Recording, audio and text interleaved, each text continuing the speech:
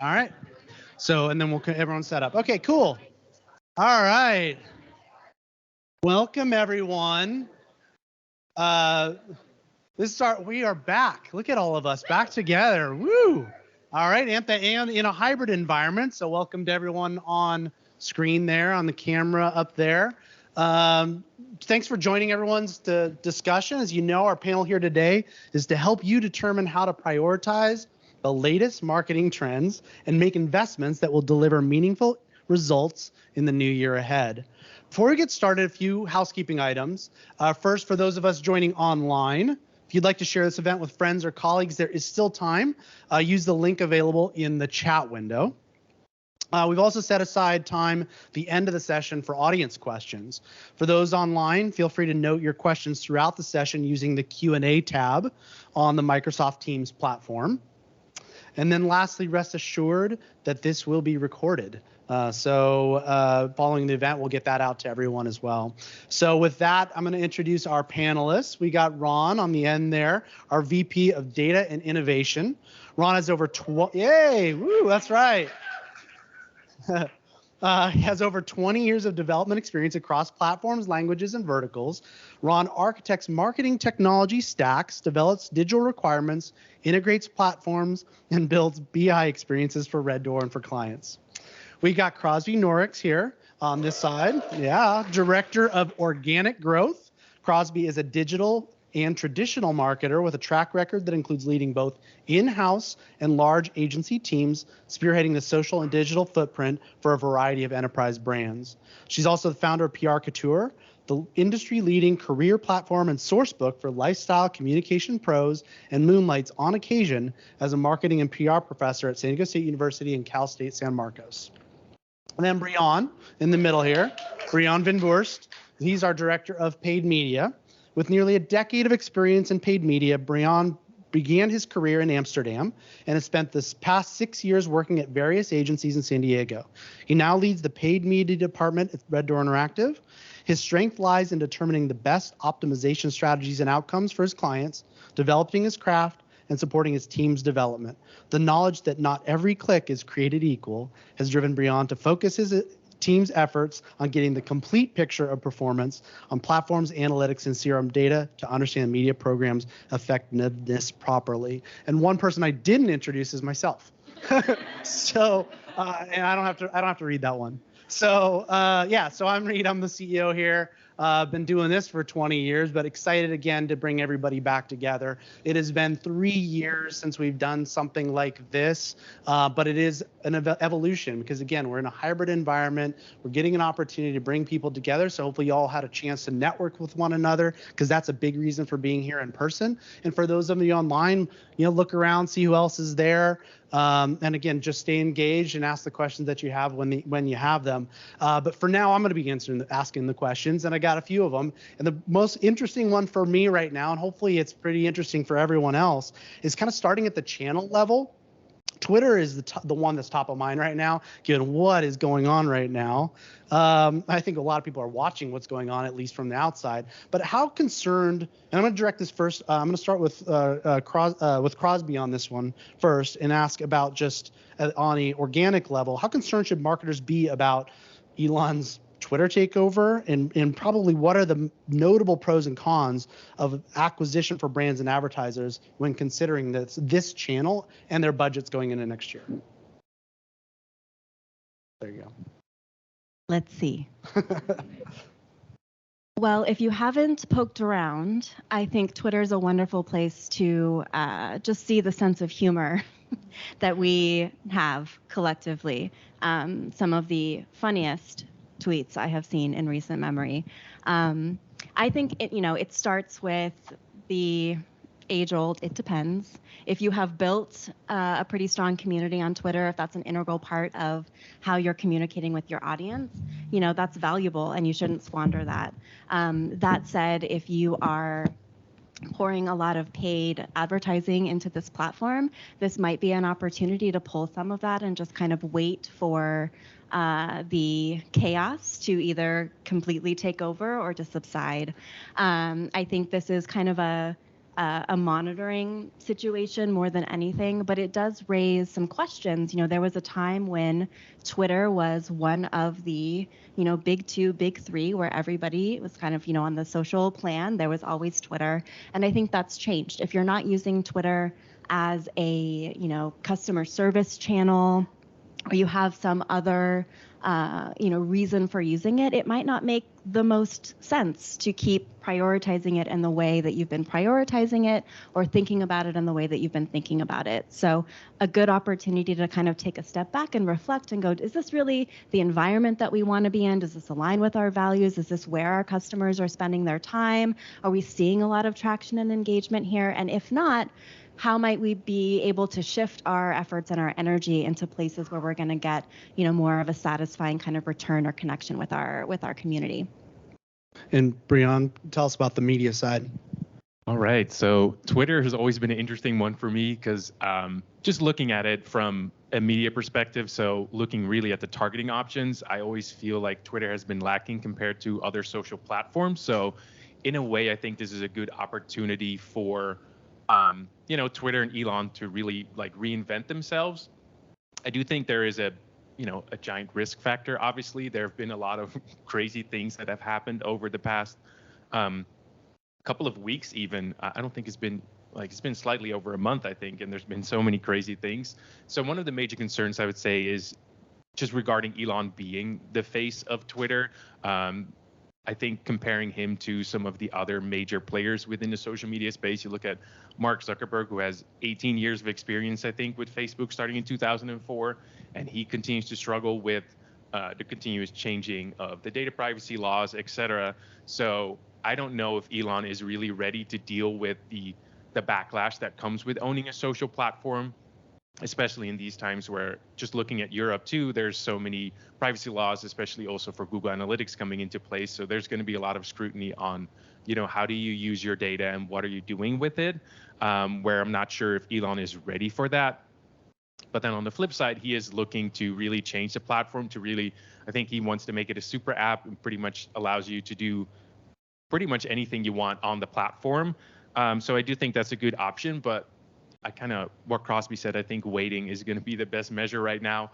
A lot of the, there's been a lot of big advertisers who've left the platform. But then again, there's also been a real big surge of people signing up for Twitter. So I think that people who are on Twitter and, actively using it are still a valuable audience, and they will continue to, fight for Twitter and what it stands for. So there's definitely an opportunity there. But coming back to the targeting, I think it's always been one of the weaker elements of Twitter. And then looking at the cost realistically, it's more expensive than TikTok, Facebook, and Instagram. And overall, the site engagement looks pretty similar. So I would say it's an option to evaluate. It's pretty easy to set up. The ad specs are relatively similar to the other platforms. So it's an opportunity to test, but I would probably, test the waters and see what happens first. Yeah, I mean, they're starting to diminish advertising as an option even on Twitter in a lot of ways. So it's interesting, and I also think it's fascinating to me to see if Google gets in the game. And one of the most trusted brands out there now. So I'd be curious if they kind of build out their own Twitter replacement at some point soon. So staying with you, Brian, because the other one you brought up, invoked their name is TikTok. And I think that's an important one. Again, one of the ones we get asked about probably most frequently. How has that shifted how has TikTok shifted the model for paid promotion from your standpoint related to vertical video, influencers, and so on? I mean, they're quite the disruptor at the moment in social. Yeah, no, I think just looking at TikTok, they're pretty much the first social platform that really blended organic and paid very well. I think it's pretty clear just looking at the platform. The way it's set up and the way the users use the platform, I think authenticity is really the word that comes to mind, because there's a lot of repeating of things on TikTok, right? We all know that if you're on the app, you hear the first 2 seconds of a video, you know what the rest of the 13 seconds likely are going to be. But just committing to that, I think, is very important, and just being authentic. And I think a lot of it is copy pasting too. They have the TikTok Creator Center, which we are also looking to publish an article on relatively soon, so be sure to be on the lookout for that as well. But I think that allows you to really dig into the platform without committing a ton of your own time. It allows you to do some great research about what's happening and what's working. And then also it allows you to reach out to influencers and content creators for relatively low cost, which, I mean, it depends on which influencer you're obviously using, but it's a great way to get into the tool and get into the platform without committing a large amount of budget on the video content itself. And then with the video content, I think it's important to take a look at kind of like your own company and how you deal with other social platforms. Generally, there's a lot of like reviews and legal rounds that go into like, can we say this? Is this image what we're looking for? Does this represent our brand? But with TikTok, I think there's going to need to be a little bit more freedom in that regard, just because the trends move really quickly. You have to be yourself. You have to join in what's on the platform. And then the final thing I wanted to say about that is TikTok isn't just for 14-year-olds. Especially on the paid side, we obviously have the ability to target age ranges as well. So I think a lot of times we hear that, TikTok is just for the younger generation, which obviously there's a lot of the younger generation on TikTok, which tends to happen with most social platforms. It's the youngest generation that takes it on, and then, generations pretty much follow. So I'd say don't let age be a factor when deciding to test TikTok or not, because looking at the performance, it looks honestly better than Meta's platforms, Instagram and Facebook. The biggest downside is obviously the creative element to it. How many people are here on TikTok? Here we go. Yeah. All right. Yeah. So it's not just for the young people. No offense.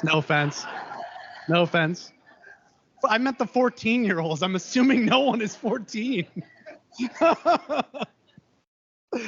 So one thing you mentioned there, Brian, that I want Crosby to weigh in is kind of the clarity and difference between the creators and influencers, because there's some distinct differences here, and then segue that into any overlooked opportunities that brands should consider as part of their creator and influencer strategies.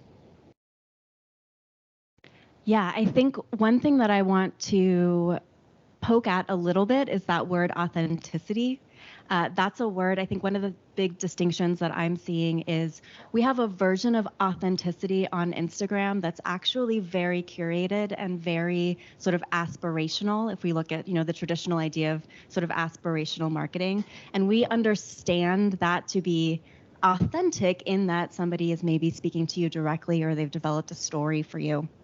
On TikTok, we're talking about a deeper level of authenticity where often the less produced, the more seemingly ad hoc, the more real. These are all such difficult, right, words to qualify, but we're no longer going to see success in operating TikTok as a, maybe more vertical video focused version of Instagram. There's an energy and a relatability and a real actual authenticity, whether that's having actual human beings inside of your company have more of a facing role, or the way in which you adopt certain markers of kind of quintessential TikTok into your messaging strategy or into the actual medium that you're using. TikTok for a while was so interesting in the way it was actually shaping marketing culture, but I would say at this point, TikTok is shaping our culture, period.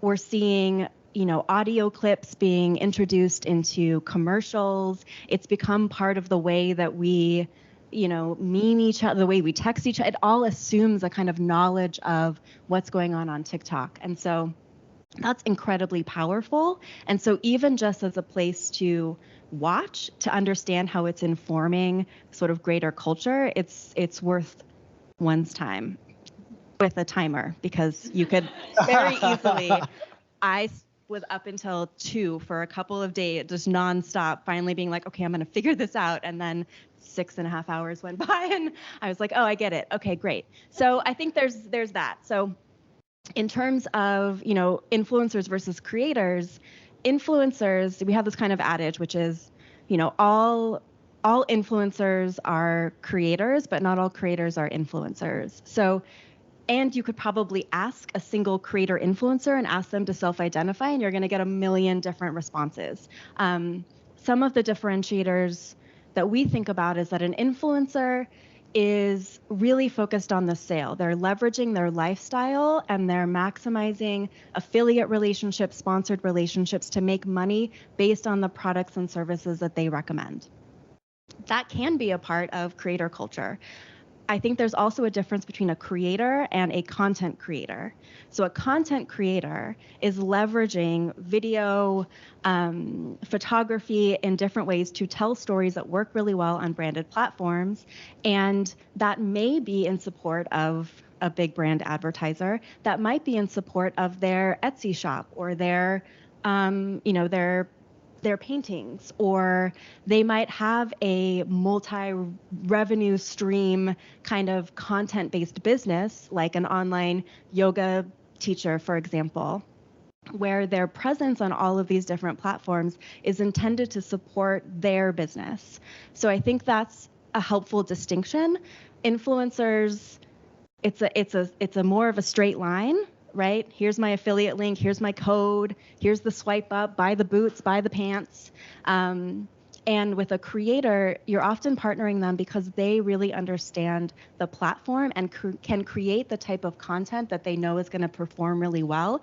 And you might partner with them not just to promote your boots, but to help you maybe design those boots, or to be a creative director in some capacity, or to participate in your big boot launch. Perhaps in the metaverse, who knows, you know? So I think that's kind of some of those distinctions. And then just quickly, I think in terms of risks and opportunities, we talked about the creator marketplace, which I think is really interesting. The other two things that I think are interesting are the rise of creator UGC. So this is brands who are partnering with creators, not for the traditional sponsorship of I want my product in front of your audience, but I need content that looks like influencer content, and we don't have the capacity to either create that, or we want the authenticity of it being created by someone else. So there's a whole sort of subgenre that is emerging where creators are creating portfolios specifically for brands, and what they're creating are those kind of signature, great manicure doing an unboxing, or beautiful light-filled loft space, walking through and engaging with the product in some way. And the purpose is not for them to put it on their own channels, but for you to then take that content and often put paid budget toward it to give that sensibility and feeling of UGC without necessarily having to invest at the level of a bigger brand collaboration or sponsorship. And then the second thing that I think is really interesting is the use of audio.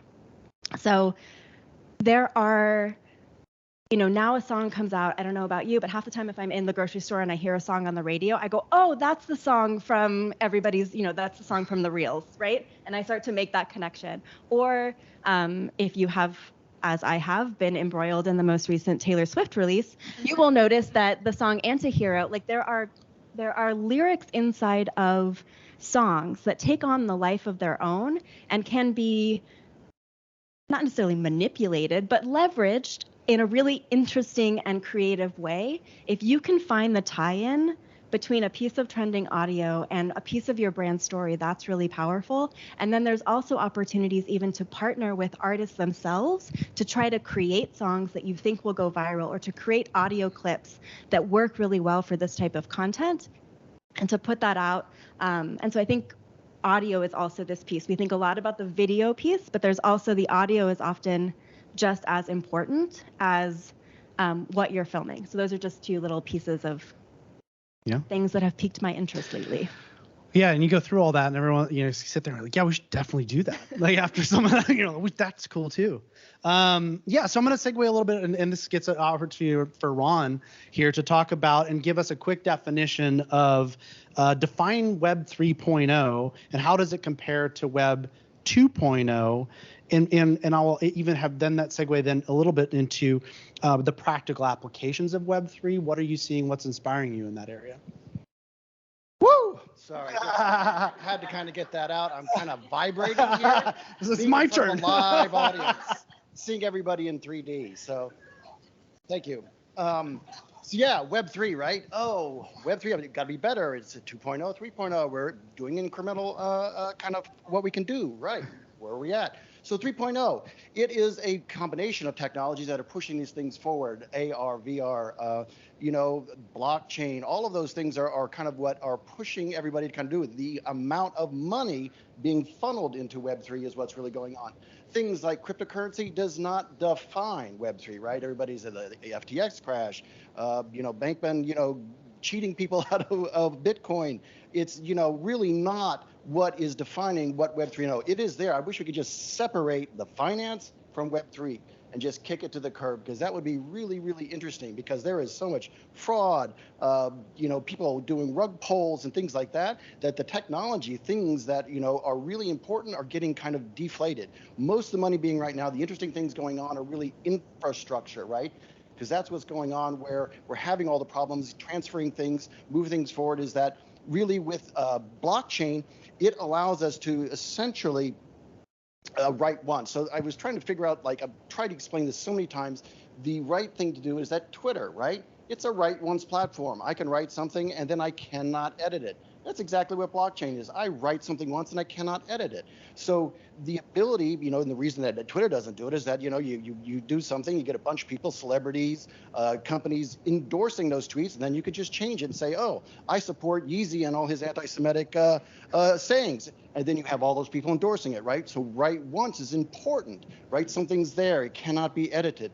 Blockchain is an important part of what's going on in Web3. It's driving all this interesting development so that we can, not have humans making bad decisions. FTX, right? Making bad decisions. Oops, I lost 10 billion, right? Those things are done by computers, writing those things in. They're right once they're written.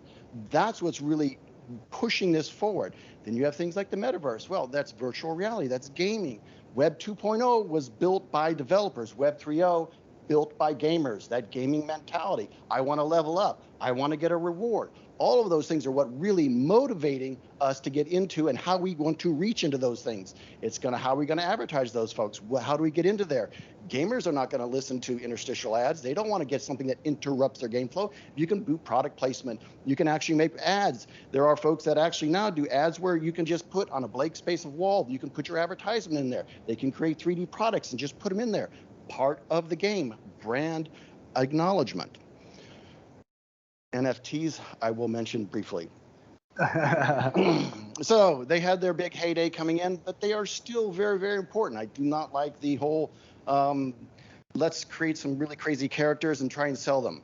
NFTs, loyalty, be able, and privilege. I sell FTs, you can get into them, you have privilege. I can get loyalty. I can get that privilege of, I got a small group of people. I've got an elevation. I've got that kind of brand loyalty. NFTs are really, really interesting in that space of being able to kind of, promote your brand, create that community, and kind of carry it forward. Selling a bunch of cartoon characters or Bored Ape Yacht clubs that I can put as an avatar, not so interesting. There you go. Well, so what are some of the opportunities that you see right now? What are some brands doing that you think are particularly interesting? Yeah, there's lots of folks out there doing things. Nike's out there, Wendy's is out there, Burger King's out there. Food and clothing are the two kind of brands or type of verticals that I'm seeing really doing interesting, because it applies really, really well. Food and beverage, food and clothing, right? Shelter is the only thing that's kind of missing. Well, people are building, experiences in shelters, so maybe that's there too. The though that food is interesting, because you would think, I can't eat anything in the metaverse, but they are kind of creating things interesting to do with food. Gamifying, doing all types of stuff. Clothing is obviously, right. Skins. I need new skins. I need new clothing, hats. All of that is very, very viable in there, which is why things like Nike and all the clothing are going on, because I can buy virtual clothing, and then maybe that hooks to what's in the real world. So yeah, lots of opportunities there. Now, am I going to start, buying Pepto-Bismol in the metaverse? I don't know. If they start offering food in the maybe metaverse, you're probably going to need it. Maybe there's a stomach game where I'm in there, conquering anti-acid. Yeah. I don't know. There is a lot of things possible. Well, yeah, I mean, and that's interesting because that's where you talk about like endemic and non-endemic, right? So you can have non-endemic inside metaverse or inside some of these elements that are just a way to promote a brand that lives out on the outside, but it's endemic or it's non-endemic to the experience. Endemic might be a particular gaming company or something within it. You got to kind of blow your head off, right? Yeah. In the sense of you do not be limited by what's in the physical world. Do not be limited what you've done before. That's the thing. The reason people play games is to go into an environment that has nothing to do with reality. Yep. And I think our ads and how we think about it has to be aligned with that thinking. Yeah, for sure. Crosby, anything that you're seeing there that people can consider within Web3?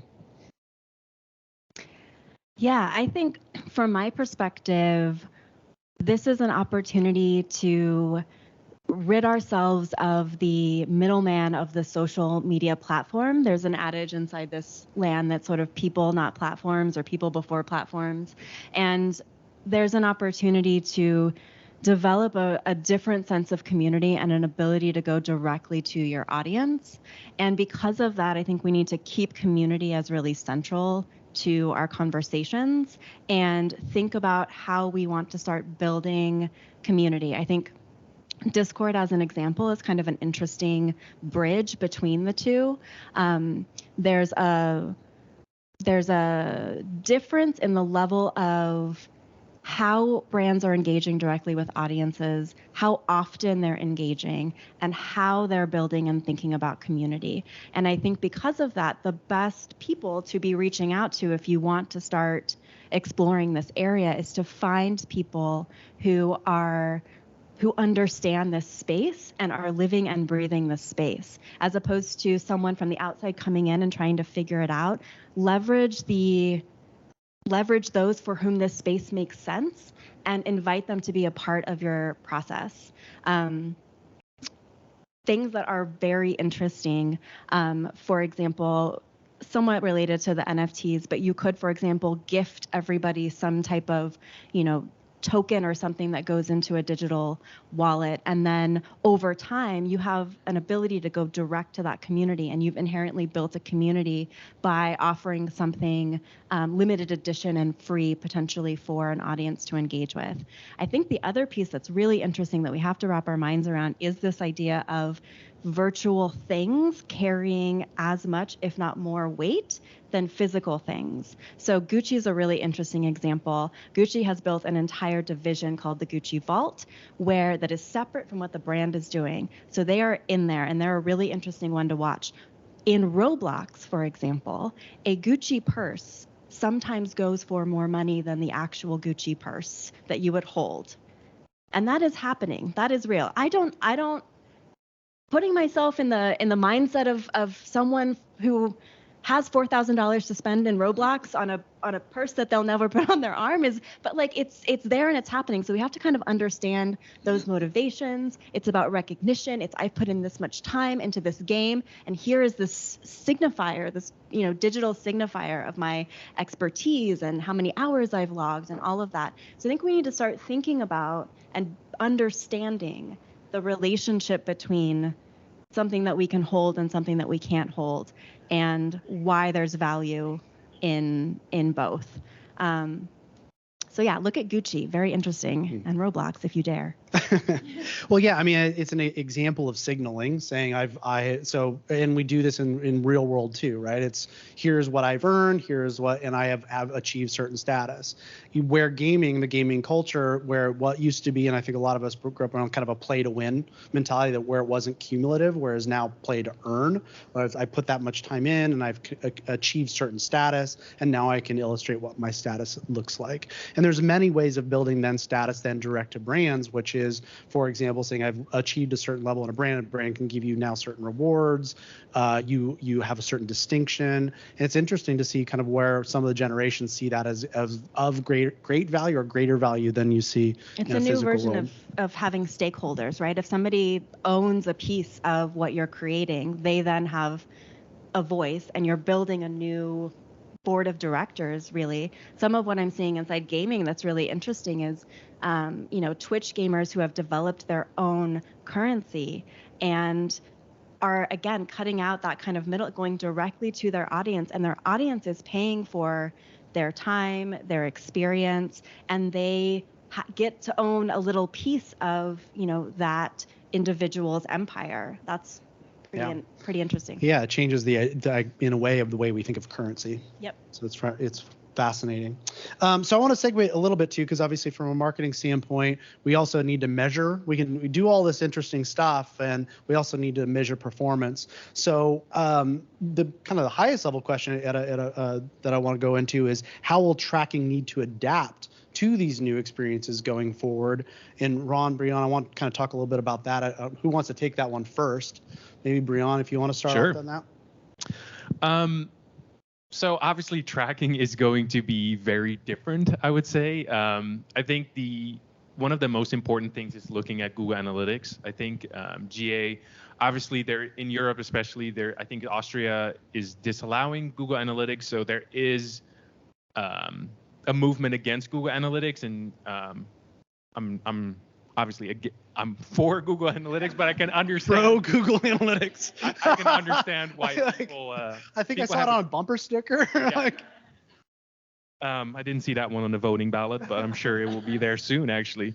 Yeah, I think Google Analytics will be a bigger part of your day-to-day, basically, and I also think that has to do with the impact on platforms, because platform will get less information, their decision-making will be less ideal. We currently already see that, where if you have a campaign and you're optimizing towards your conversion goal, for instance, you pay, let's say, a $3 CPC. If you have that exact same campaign, but you're optimizing towards link clicks or just clicks in general, your CPC could be, 60 cents, which is very bizarre to think about, because like, who are these people that are suddenly seeing my ads, and why are they clicking so much more frequently than when I'm optimizing for conversions? But I think that will be a bigger part of it, and really doing our own analysis on like what is happening. And I think honestly it's a good thing, because we're going to care more about the user experience. I think that's going to be a big shift, as well as really focusing, because we spend a lot of time, especially myself, in paid media, like looking at the ad copy, the targeting, all the optimizations we can make there. But the website and the experience there is going to be very important, especially looking at our social platforms, where the average time on site for people coming from TikTok is probably 3 to 4 seconds, right? So you have to re-engage with the user. You have to make it interesting for them. Like, you interested them in the first place. Now, how do you re-engage with them? And then I think, ironically enough, I think there will be the second and third party data, I think will become more prevalent with the removal of third party cookies. Obviously, it's going to be more difficult to match, but there are, already tens, maybe hundreds of options out there for replacement of third party cookies, which I don't think is going to be the solution, because at the end of the day, it's going to be doing the same thing that they're trying to get rid of. So they'll want to get rid of the solutions to third party cookies as well. And Ron, to address, on the other side of that is the privacy side that Brianna's talking about. And maybe, what I'd love to hear about too is its relationship to CDPs, because I think we're getting into some of the stuff we're talking about is pretty high level, long-term stuff, but now we're getting into kind of, I think, details that are a little bit more short-term. Yeah, and Brianna touched on a little bit, right, when you start talking about the demise of cookies. And really, that first-party data is the new gold, right? That is what you need to hold on. That is what you need to activate on. And so, how do you, keep it safe? How do you keep it accessible? How do you take it seamlessly? By capturing it and pushing it into all those ad platforms. And that is essentially, we have some ways that are kind of small step in it to a CDP. So we have some customer data portal. Sorry, I'm using acronyms. Customer data portal. Sorry. CDP, yeah, customer data, yeah. And so the platform though is really where you want to get to. That's the end goal. But you want to be able to store your data there, because that's where it's safe, that's where it's traceable, and that's where it's most seamlessly to capture, and then to push it out to whether that's email, ads, etc., to be able to kind of reach those audiences. One of the things that is really kind of becoming more prevalent, especially with Web3 experiences, things like that, is that our audiences are getting smaller and smaller, because one, we can't track them as well, but also because we are getting a little bit more splintered. All of these things that are coming at us, these experiences of Web3, are going to be smaller and smaller audiences, because not everybody's going to be doing the same thing. So knowing those audiences, knowing those niches, knowing those things about them, your first party data is going to be more and more important, so you can reach out to them, find those commonalities, and really kind of get to them. data privacy, alphabet soup, GDPR, CCPA, CPRA, oh my God. So, all these acronyms of data privacy are hitting us, and really that's what's driving a lot of why we can't track, why third-party cookies are going away. So really, the most important thing, get a consent management platform. If you don't have something on your website that's popping up saying, do not track me, do not sell my information, I'm okay with all of that, then you're probably going to be headed towards fines here in 2023. The AG just basically put a shot across everybody's bow by fining Sephora, a French company, $1 million for not adhering to CCPA. Don't be on that end. Do something simple like put a consent management platform. That is really kind of number one, and making sure policies, you should be, updating your privacy and doing it somewhere between 6 months and every quarter, making sure, because this is a fast moving space, things are kind of going on. More states are enabling, more countries are enabling. So, do the base things to kind of get there, because I think the fines are coming. Oof. Is anyone nervous about that all of a sudden? I think probably people are already thinking about it, so nervous in advance of it. So with respect to all the stuff that you were just talking about, how often do brands, companies, marketers need to audit the practices that they have related to privacy, data security? Yeah, and I'm thinking, years too long. 6 months is about where I'd want to say make sure you're doing that, and really kind of even every quarter could be. Anytime you bring on a new platform, you need to go through that checklist. You need to make sure how it integrates, where those things, making sure you have traceability. So that's kind of the trigger, if you will, for kind of doing some of that. But I would at least once a quarter, at the very latest every 6 months. And what do you think? What role should marketing play in that? Given, I think there's a lot of people could say it's IT's responsibility. That's maybe it's marketing's responsibility. But for this audience, what do you think the role of marketing? Data privacy is everyone's responsibility. Marketing is not held out. They are part of that. They're the ones that need the data. They're the ones that are using the data. They should be heavily involved in that, even if IT's executing. So, I think privacy obviously relates quite a bit to trust and customer trust, consumer trust. I think another element of it as well is then getting into social responsibility. And that's another thing that's of I think, top of mind for a lot of brands at the moment. And I think the question I have on this, and I'm going to direct this to Crosby, is what are ways that brands can appropriately reflect how they want to show up in the world?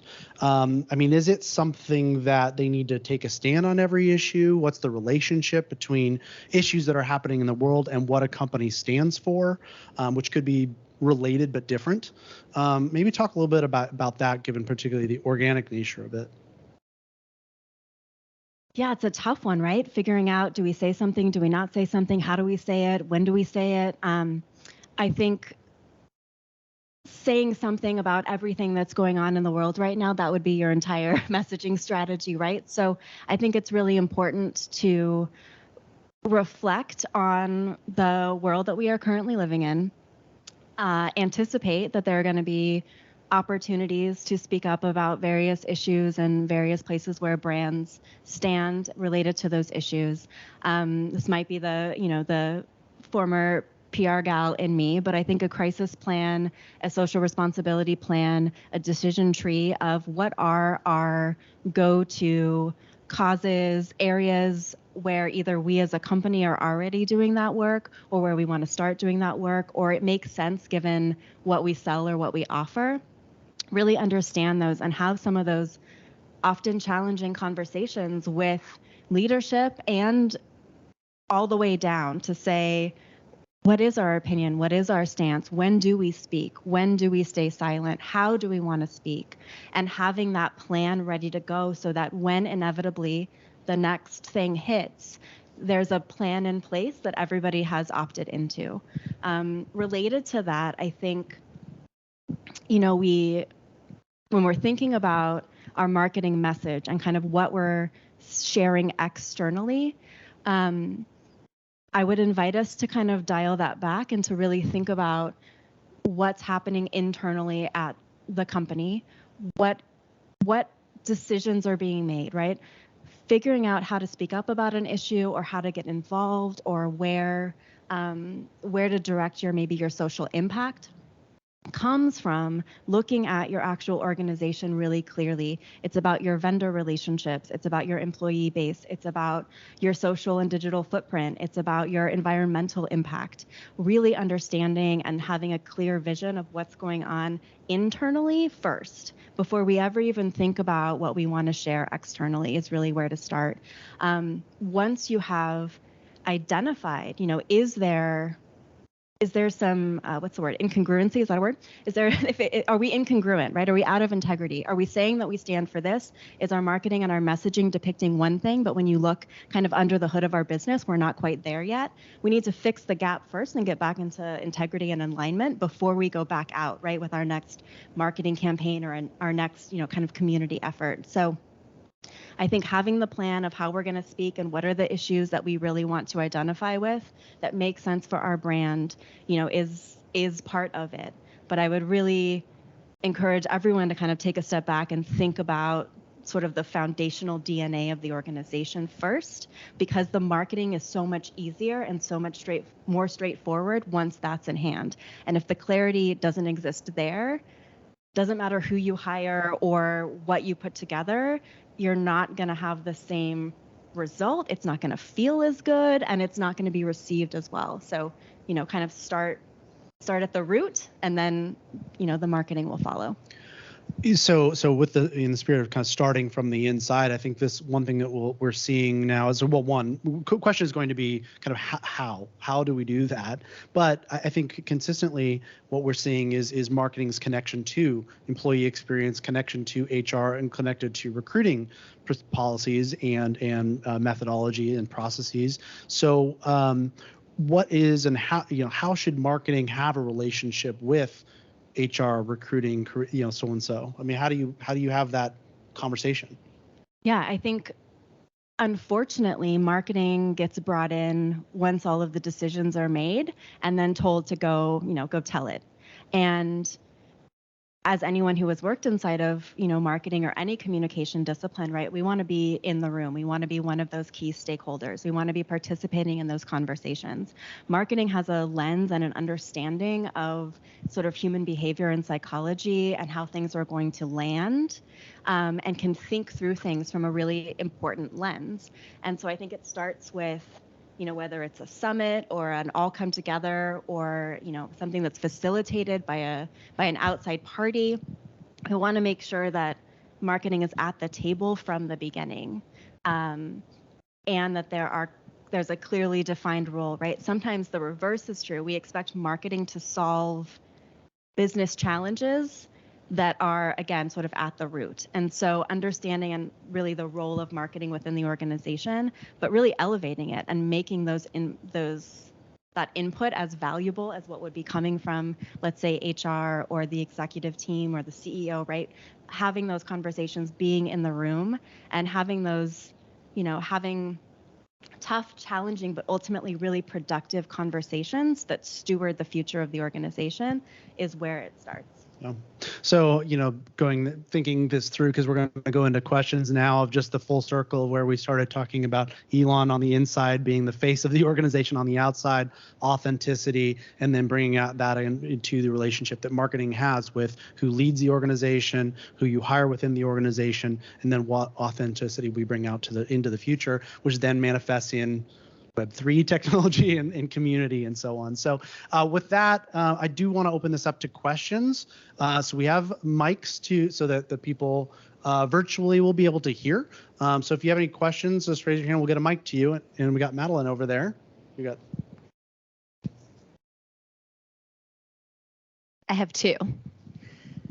First one for Ron and Crosby, second for Brian. Okay, so Reed, you mentioned when we were talking about nuances and difference between Web 2, Web 3, you mentioned status, which is something that is super interesting to me because I think in a lot of ways, when we think about Web 2, it was the first opportunity we had to start building content on our own. So I could go online and I could create a post or I could put my opinion out there. So it was the first time that ever existed. And it was kind of just like this huge, amazing thing, this peak opportunity to be an individualist online. And when we think about Web3, it's taking that, it's leveling up in a way. So creating who I want to be in a different world, in a different platform. So when you talk about status, I guess Crosby and Ron, I'm curious from your perspective. To me, the differences and the kind of like key impact is identity and being able to go online and be whoever I want to be outside of who I am right here.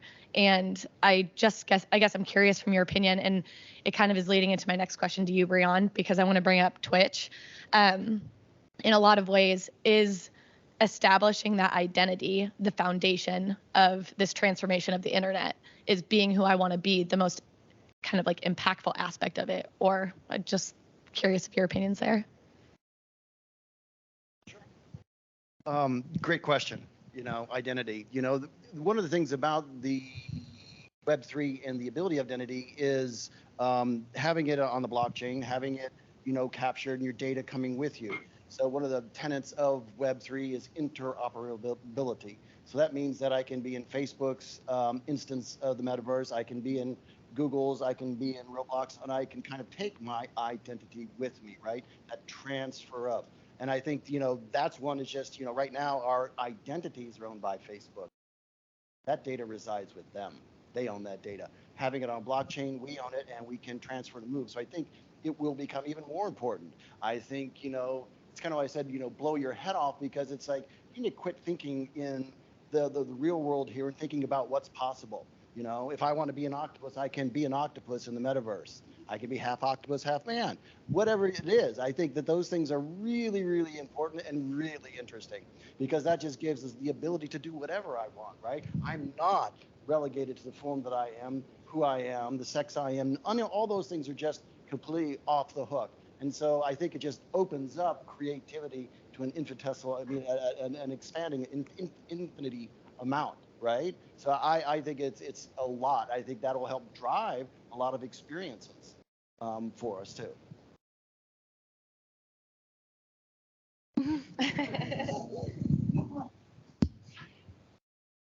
That visual is never going to leave me. What I would add to that, I think, is yes, it's very much about sort of individual expression. And I think there's something really appealing about the decentralization and the getting out from under kind of the megalith that is also appealing. And inside of that is a sense of community and togetherness, reminiscent of when we were all figuring out Twitter together, or getting on our live journals or our blogspot blogs, and like figuring out that there was something really magical about that time, where we could connect with one another, and we were finding areas of connectivity that weren't bound by who we knew, or an in-person experience. So I think the only thing that I would add to that is I do think that there's sort of a shift in the way in which human beings want ownership and want greater autonomy, and some of that shifting of the guard and revolution that is a part of that is about a coming together and about a new sense of we're charting a new path together. So that's kind of the community piece that I would call out. Thank you. Okay, so drawing a connect here between the metaverse and that type of world, and kind of being in this game, in a sense, a game, a simulation, whatever we want to call it, and the platform Twitch. So I think it was last week, a couple of us sat in with the Amazon rep, and we kind of went down this whole learning a little bit about Twitch, because to me it's one of those platforms that is, I directly go to the gaming thought, but there's so many other aspects of that platform that we're not talking about. And a couple of us that were in the room have clients who are in the healthcare system, or somehow affiliated with like a mental health tool, like an anti-anxiety tool. And one of the things that both Megan's in here, Megan and I both had questions about how we could use Twitch to connect with a younger audience and speak directly to them and address things like mental health. And I just thought that was really interesting, because she's thinking, from kind of like a bigger hospital aspect of it for children's health. And I was thinking more of like within the wellness industry. But I guess in a lot of ways, it's understanding, I'm kind of beating around this question, but it all comes down to who is this audience and how do we connect with them. So knowing that younger generations are kind of the trendsetters, they're on Be Real, they're on Twitch, they're on these kind of platforms that a lot of us are, like interested in learning about, but they're kind of like the first. How do we start to understand those audiences without fully having their caps on, I guess, without being able to see from their perspective exactly? How do we start to get to know them? And then I guess, how do we start to establish a presence that really connects with them and speak directly to them, letting them know that we're listening and we get it, even if we're not necessarily the same audience? Yeah, no, I think that's an interesting concept that has definitely been done before too, like the mental health education and things like that. There's a lot of collaboration that is already happening on Twitch. So I think that's really the core element there, is collaboration with influencers and streamers on Twitch, because I mean, I do watch a lot of Twitch. I'm definitely involved in the Twitch scene, I guess. But it really comes down to like the personalities, like picking your influencer basically, right? Because they have a large reach basically, and a lot of them are very open about talking about these topics, about mental health, about issues and things like that. So there's already an opportunity to do that. So it's kind of just outreaching to those individuals, but you also really have to find the ones that it makes it feel authentic, right? Because otherwise you see that a lot even on just any platform, right, where it's just like, this is obviously an ad, I don't care kind of a thing. So I would say picking the partner basically that fits there, and then looking at advertising on Twitch that is still very much so held by Amazon, where I feel like they should allow us to pull more levers and lower their minimum spend. So at least that's my perspective on that. But even outside of that, there's still already the opportunity to collaborate with content creators basically on Twitch, where you can do affiliate deals. Is pretty popular on the platform. Same with YouTube, for instance. So that's also a good way to get started on Twitch. Last question. Is authenticity on Twitch similar to authenticity on TikTok or like an Instagram? Crosby, I guess. I would say TikTok. I would say it's more like TikTok for sure. Okay. I mean, it also comes down to, gamers generally do not care that much about their public appearance. So, you're I would say more authentic than Instagram. I would say they're quite polar opposite actually.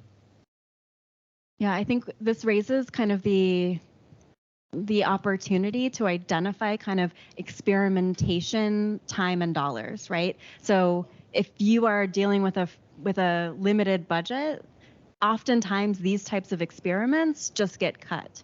And so while it might seem smart to do that in the short term, in the long term, you might be really limiting yourself. So I think one thing to think about in your discussions around, marketing in the next year and beyond is, what's our relationship to just experimentation? And can we earmark some effort toward that for the sake of it? Can we put ourselves in a learning environment? And then, right, there are so many people who have the time and the dedication. I think we can think, especially inside of agency, that we need to be the expert in all things all the time, and there are so many people that we can avail ourselves of. And so I think bringing in outside expertise, partnering with a particular influencer can be great, but also just working with and availing ourselves of the kind of knowledge of those who have gone before, inviting them in as consultants, or inviting them in to do a lunch and learn, right? Just to open up perspective a little bit and learn again from those operating inside of the space, as opposed to us, trying to enter and then feeling that awkwardness. But I think the role of experimentation, right, just unfortunately gets the kibosh a lot of the time because of budget. And I think that's where we can limit ourselves creatively and in terms of our innovation. So if there's one place that I would, kind of earmark, is like, let's have some experimentation time, money, attention. What do we want to learn about? Where do we want to play? What do we want to, and can we give ourselves, with experimentation, we take a lot of the pressure off of ourselves to achieve a particular result, because it's all experimentation. So that might be a valuable sort of concept to bring into some of your forthcoming planning meetings and whatnot. The other question, well, real quick, let's see if there's any online. Doesn't look like there's any. If you're online, you would like to ask some questions, there is that opportunity to ask questions in the platform. And I think, Megan, you had a question? Or did you? Yeah. All right, so we have been talking about data privacy and we talked about Sephora, so kind of the product space, and now we're talking about healthcare and mental health and also targeting children. So that kind of brings me to a question I'm interested in your guys' thoughts, probably Ron, but I'd also, Brian, love your thoughts on it too, around kind of tracking and targeting and the impact on HIPAA that kind of this digital world has brought in. Oh yeah, so to bring up more scary comments, so right now 3,400 hospital systems are being sued for sharing data with Facebook, right? And it's not something like they pulled up a truck and just dumped a bunch of data of patients to Facebook. It did what everybody does, which is, basically allowed them to understand, oh, they basically clicked on my ad and they bought a product. They registered for an appointment. So very everyday sort of activities, but that still gave Facebook access to that data, therefore maybe tying a disease with a user, right? So HIPAA compliance issues. So the ability to kind of do that and uniqueness and understanding that is at risk, right? And so we are now, pivoting away from doing a lot of that tracking for anybody who is in the healthcare industry, because we've got to be protective. That was a real huge a couple months when this came down, just a big slap. And here again, activating on that, making sure we're protecting those folks who are in that space, because I don't think anybody thought they were doing anything out of the usual, because it is common practice in how we share data with Google and Facebook, that it just happens almost inevitably without another thought. And so now we're having to kind of re-examine that relationship, making sure that we are not, having any sort of data leakage to those platforms, because we don't really know what they do with that data. Yeah, and I think from a media perspective, the social and the display side really should be focused on brand building versus, like, right now we generally tend to have a mix of, like, we want to see some interaction and some results from our brand building efforts, but that kind of defeats the actual purpose of brand building. So I think that will be more where like the hospital space is going towards, and then Google is going to be really the element where we find people who are ready to convert or go further down the funnel. So yeah, I think that's where that's going to shift. All right, oh yeah. This is great, by the way. That first of all, that we have all the same problems, so it's nice. So it's a question, any one of you can take it. Where we're at in our ecosystem is, everybody visits the website, everybody visits the landing page. That's tracked from A to Z, regardless of the platform. Shot into Salesforce Cloud, got our contact information, we have our guest, and then that's all shared through Marketing Cloud. Automations galore, over 300 assets to one-on-one relationship. We're always dealing with clean data, consent data. But I'm starting to see the server side tagging start to bloom here this past year of, kind of circumventing the privacy and the data that it's shooting to your server versus your website. So as we take advantage of first-party data, of course, we want second-party data, third-party data to say, hey, who is our guest? Is there affinities from Netflix to Hulu to gaming to Twitch? So the question is what do you see that future of tracking? Do you see a lot of companies going to DMPs or DMPs to take advantage of how they can take advantage of the first-party data? Because it's getting blocked just with, we use OneTrust, just from people opting in from an SEO perspective. Just globally in the United States, we're starting to see just natural traffic go down just because of that consent, ranging from 10% to 40%. So in the next 2 years, where do you see companies pushing all that information so they can make better decisions so that it ends up being a lower cost? Yeah, and to bring up the customer data platform again, that's where I see the kind of where that's going, because that makes you responsible for the data. You know, we're going to have to get used to holding that customer data, making sure it's secure, but it's also going to give us access to our customers, right? They have opted in, they have given us permission to market to them, and it's also what basically makes things flow in and flow out. That's why it's important more than just having a database or even Salesforce. Salesforce itself is not a CDP. That's proof because Salesforce also has a CDP, right? So that's the reason why you need a CDP. They see it. It's not just your CRM. It does different things. So that is the kind of like place where you would hold your data. I think first-party data, you know, you can augment it with second and third-party data also. It can ingest that. Therefore, also within the platform is where you can do your kind of AI, build audiences, find affinities, also even have just rules-based, but not just AI, to be able to kind of understand and be able to kind of segment and be able to advertise directly to them. But the CDP is what we see as the right place to kind of gather that. And it's a big decision, you know. You would very easily spend $50,000 to $100,000 on a platform for CDP, implemented, and licensing fees. I think for especially the first party data is obviously going to continue to be even more and more valuable. And I think really evaluating how we're talking to our first party, like basically our consumers, I think will be more and more important, especially from a paid perspective, because a lot of the time we get that data and that's like, especially where marketing ends.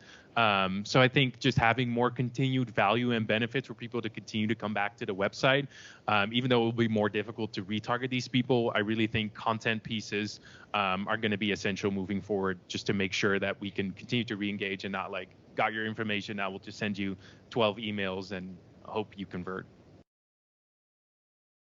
All right. Well, we are at time, and I'm sure there's all sorts of additional questions for those of you here in the audience. We'll be around, and so feel free to ask our panelists other questions, or certainly other folks from Red Door that are here. I'm sure we can address those or follow up. As noted, we do have this recorded, so we'll be able to watch it after the fact. And certainly if sparks any further questions or conversation, feel free to reach out at any point. But for now, really appreciate everyone joining us.